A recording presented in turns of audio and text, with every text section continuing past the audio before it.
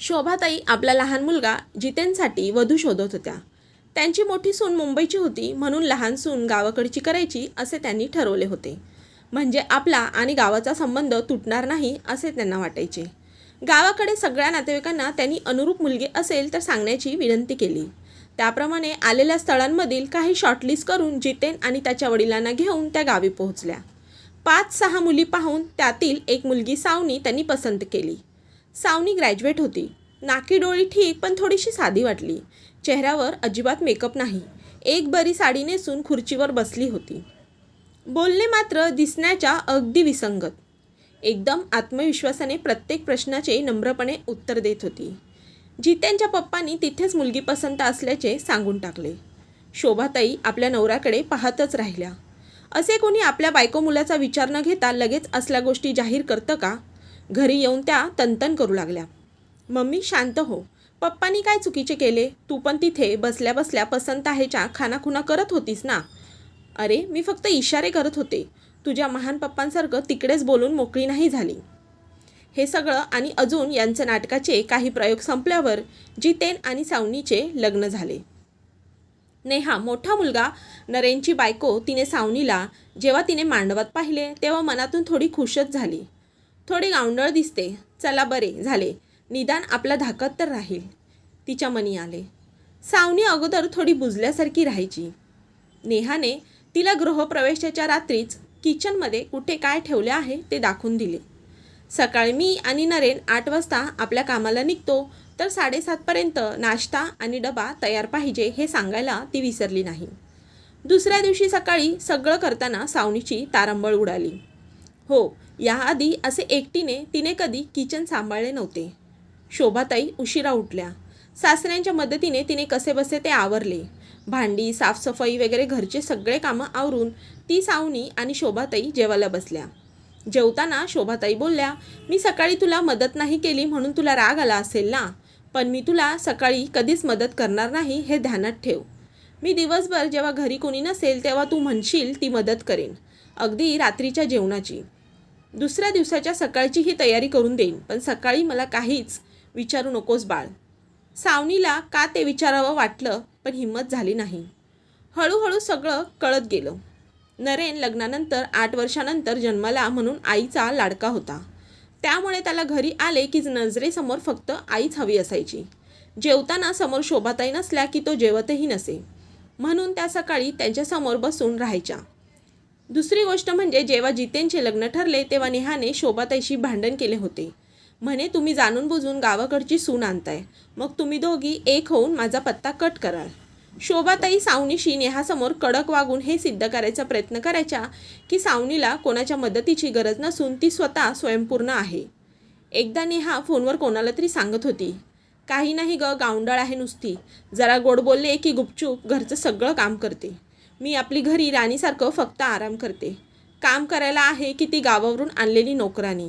हे शोभाताईने ऐकले. त्या सावनीला घेऊन एका ब्युटी पार्लरला गेल्या. तिचा छान हेअरकट फेशियल करवलं. त्यांनी सावनीला समोर बसून सांगितले, हे बघ, या घरात तुला मी एक नोकर म्हणून आणलेलं नाही, तर माझ्या लाडक्या लेकाची बायको, माझी सून आहेस तू. तुला कोणी गावंढळ म्हटले तर तो माझा अपमान आहे.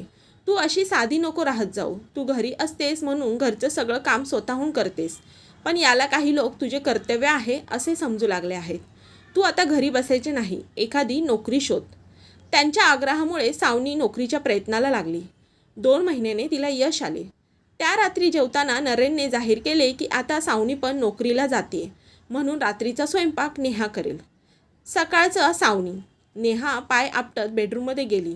घरात असूयेची ठिणगी पडली होती.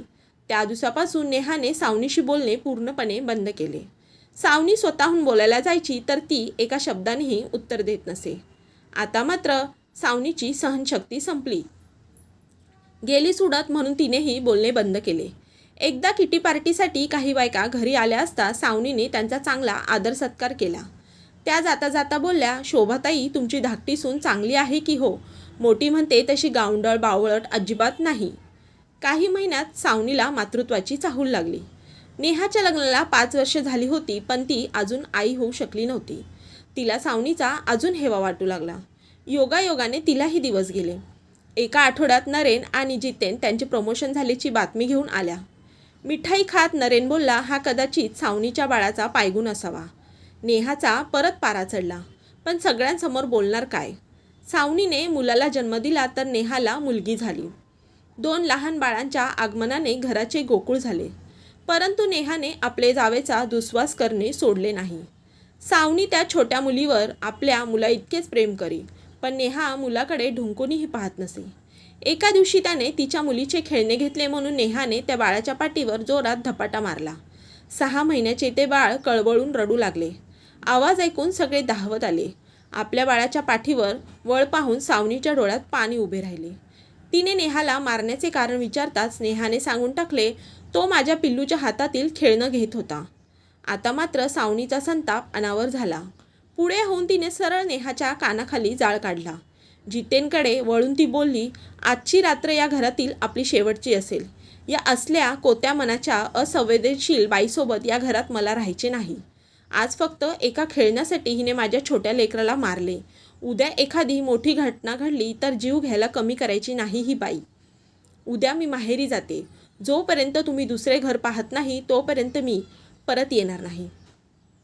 नेहा, तुला मी आता ताई अजिबात म्हणणार नाही, कारण तो अधिकार तू गमावला आहेस. काय गं, मी गावाकडची आहे म्हणून गावंढळ आहे, बावळट आहे असे तुला वाटते काय? का सगळ्यांना अशी सांगत फिरतेस? आणि स्वतःच्या घरचे काम करण्यात काय कमीपणा आहे?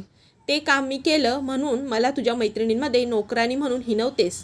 पण तुला माहीत आहे का, याच मैत्रिणी तुला आईत खाऊ म्हणून चिडवतात. आईंना काय म्हटले होते, गावाकडच्या मुली नॅरो माइंडेड असतात. पण बघ, तुझ्या वागणुकीवरून कोणी म्हणेल का तू ओपन माइंडेड आहेस म्हणून? आई, मला माफ करा, पण मला वाटतं तुमची पण थोडी चूक आहे.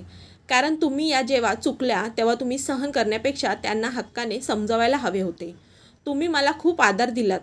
नव्हे, मी तर असं म्हणेन, आई तुम्ही होतात म्हणून तर खऱ्या अर्थाने मी स्वयंपूर्ण झाली, मानसिक आणि आर्थिकदृष्ट्याही.